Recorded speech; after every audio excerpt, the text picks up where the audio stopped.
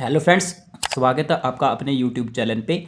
आज की हम वीडियो में बात करेंगे कि गुणनखंड कैसे निकालें। हम आपको आज की वीडियो में बताएंगे कि गुणनखंड कैसे निकालते हैं। तो वीडियो के लास्ट तक बने रहना, तभी आपको पूरी जानकारी समझ आएगी कि गुणनखंड कैसे निकालते हैं। तो आई होप आप वीडियो के लास्ट तक बने रहेंगे। अगर आपने अभी तक हमारे चैनल को सब्सक्राइब नहीं किया है तो हमारे चैनल को सब्सक्राइब कर लो, ताकि आने वाली हर एक नई इन्फॉर्मेशन वीडियो मैथ की आप तक सबसे पहले पहुँचे। तो चलो शुरू करते हैं बिना किसी टाइम वेस्ट किए। तो गुणनखंड में देखोगे, सबसे पहले हमने 3 प्रश्न लिखे हुए हैं। वो तीनों ही प्रश्न अपने आप में डिफरेंट हैं। ठीक है, पहले क्वेश्चन से हम शुरुआत करते हैं कि पहले क्वेश्चन को हम कैसे सॉल्व करेंगे। तो आपके सामने ये रहा पहला क्वेश्चन। ठीक है, ये आपके सामने है फर्स्ट क्वेश्चन।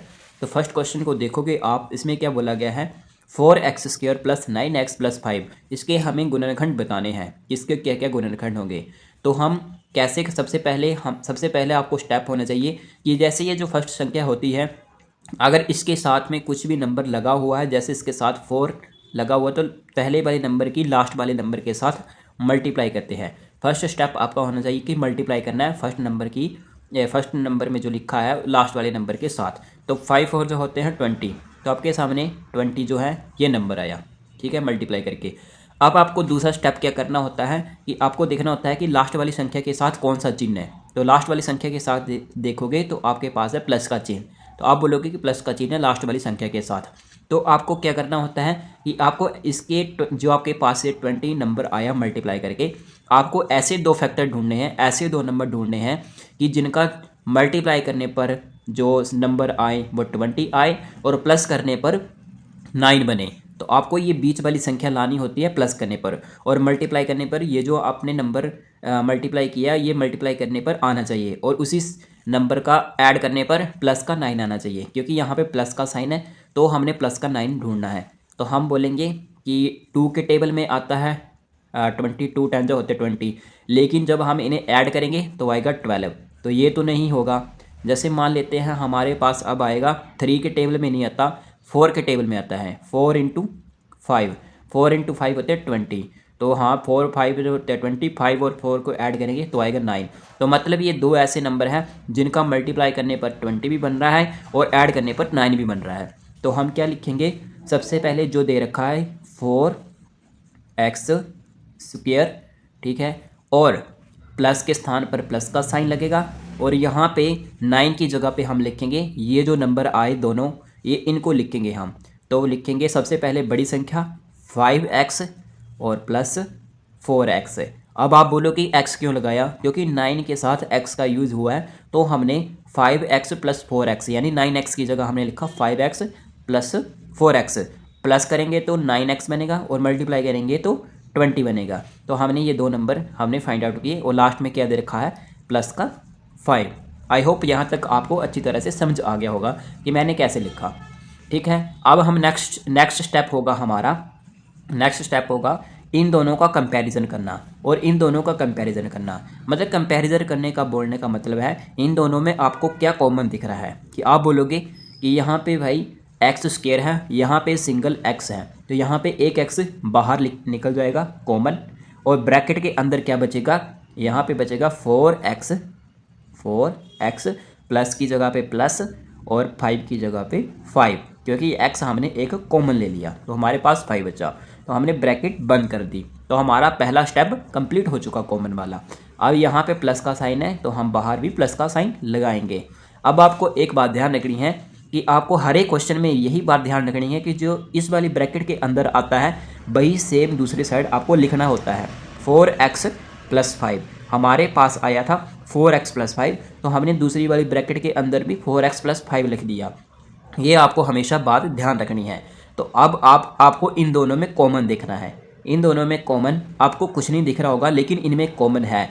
क्योंकि जब आप इसका फैक्टराइजेशन करेंगे तो इसमें कि इसका भी फैक्टराइजेशन करेंगे तो इसमें 1 कॉमन है, क्योंकि इसमें 1 बाहर कॉमन निकलेगा। फैक्टराइजेशन का मतलब है जैसे आप 4 का फैक्टराइजेशन करेंगे, जैसे 4 का किया, एलसीएम निकालेंगे, 2 2 जा 4, 2 1 जा 2, 1 1 जा 1, ये आया। अब 5 का करेंगे तो 5 1 जा 5 और 1 1 जा 1, तो देखोगे 1 दोनों में कॉमन है, तो हमने 1 यहाँ पे ब्रैकेट के बाहर लिख दिया, क्योंकि यहाँ पे 1 कॉमन आएगा। आई होप यहाँ तक आपको अच्छी तरह से समझ आ गया होगा।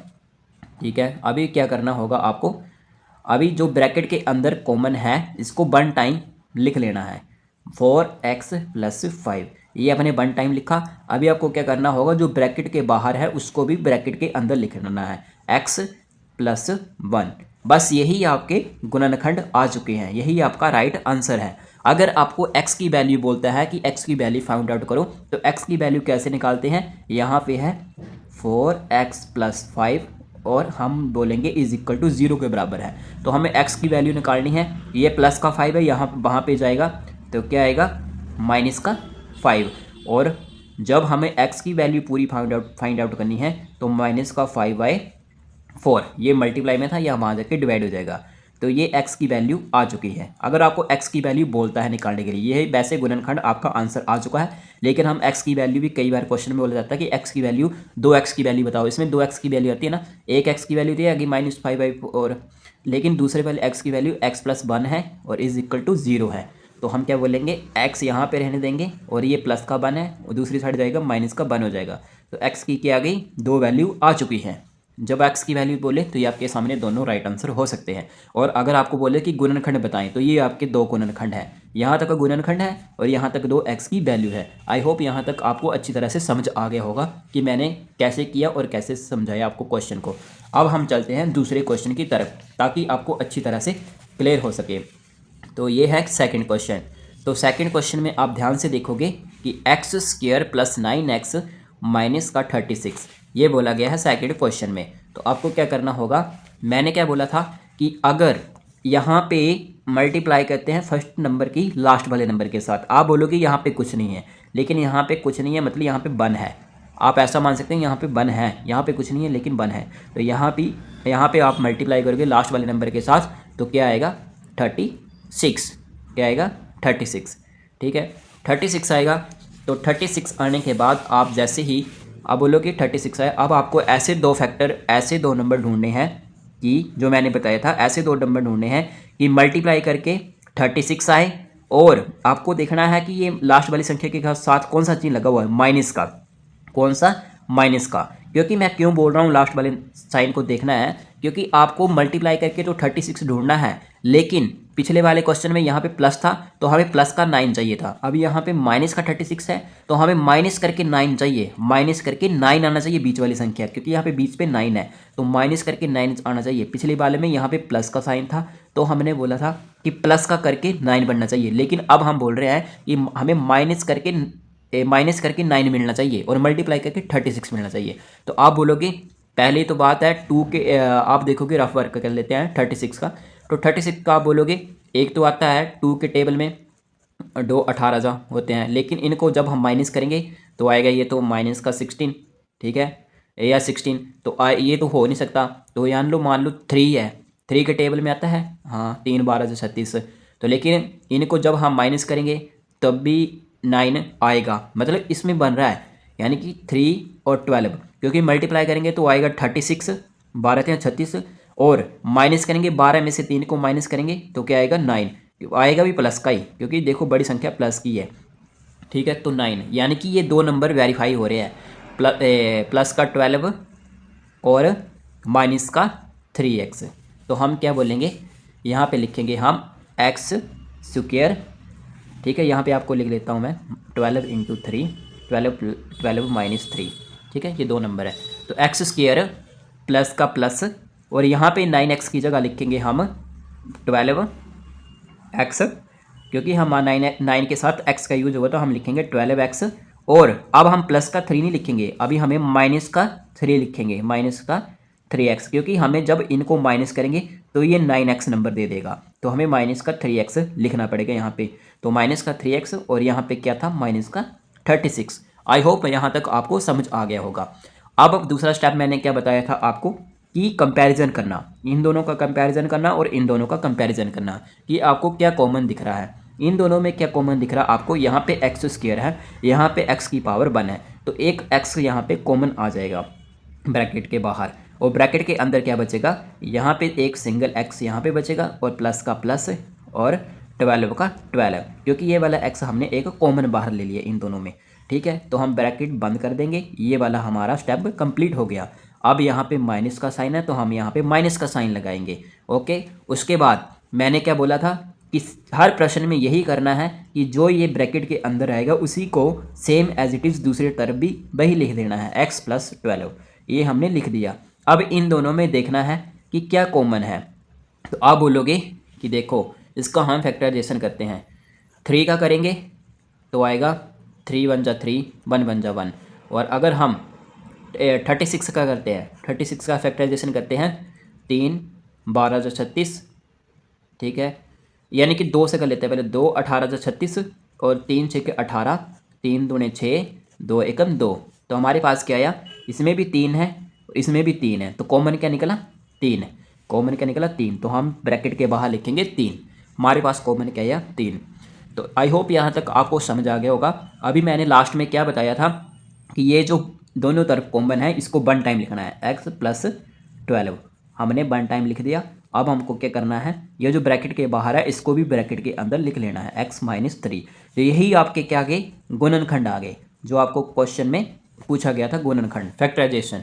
ठीक है, यही आपका राइट आंसर है। लेकिन अब अगर आपको x की वैल्यू निकालनी है तो सीधे सीधे बोल सकते हो, x का पहला मान आएगा, ये प्लस का 12 है, दूसरी साइड आएगा तो माइनस का 12 हो जाएगा, ये x का मान आ गया। अगर इसका दोनों का मान पूछा जाता है तो x = ये माइनस का मान जाके प्लस का, तो दो मान क्या है, माइनस का 12 और प्लस का 3। तो ये आपकी x की वैल्यू आ चुकी है। अगर गुणनखंड बताने हो तो ये आपके गुणनखंड आ चुके। आई होप आपको यहाँ तक अच्छी तरह से क्लियर हो चुका होगा कि मैंने कैसे सॉल्व किया। अब हमारे प्रश्न में हम वही स्टेप करेंगे जो हमने पहले बताया कि ये जो पहले वाली संख्या है इसको लास्ट वाली संख्या के साथ मल्टीप्लाई करेंगे। तो सबसे पहला स्टेप आपका यही होगा कि मल्टीप्लाई करना है। 6 5 जो होते हैं 30, तो आप बोलोगे कि मल्टीप्लाई करके आया 30। अब आपको लास्ट वाले संख्या के साथ जो साइन लगा है आपको उसको फोकस करना है। यहाँ पे है माइनस, तो आपको ऐसे दो फैक्टर ढूंढने हैं कि मल्टीप्लाई करने पर 30 आए और माइनस करने पर 7 बने। बीच वाली संख्या लानी होती है लेकिन इस साइन के अकॉर्डिंग लानी होती है, तो माइनस करके 7 लाना पड़े हमें प्लस का। ठीक है, तो हमें ऐसी संख्या ढूंढनी है। तो आप बोलोगे, सबसे पहले आप देखोगे 2 के टेबल से, तो 2 के टेबल में 2 15 जो होते हैं 30, लेकिन जब हम इन्हें माइनस करेंगे, क्योंकि हमें माइनस के रूप में चाहिए तो माइनस करेंगे तो आएगा 13, तो 13 आएगा। तो हमारा हमको चाहिए प्लस का 7 है, तो हमारे पास 13 आ रहा है, तो ये नहीं होगा। तो हम नेक्स्ट ट्राई करेंगे, 3 से देखेंगे, तो 3 10 जो होते हैं 30। अब हम 10 को 3 से माइनस करेंगे तो क्या आएगा, 7। तो ये नंबर हमारे पास प्रॉपर वेरीफाई कर रहा है। कौन कौन सा, यहाँ पे हम लिखेंगे सेम 6x² और प्लस 7x की जगह हम लिखेंगे बड़ी संख्या पहले, प्लस का 10x और माइनस का 3x, क्योंकि हमें माइनस करके 7x चाहिए। तो हम 10 में से अगर 3 को माइनस करेंगे तभी तो हमारे पास प्लस का 7x आएगा, 10x माइनस का 3x है। और यहाँ पे लास्ट में क्या दे रखा है, माइनस का 5।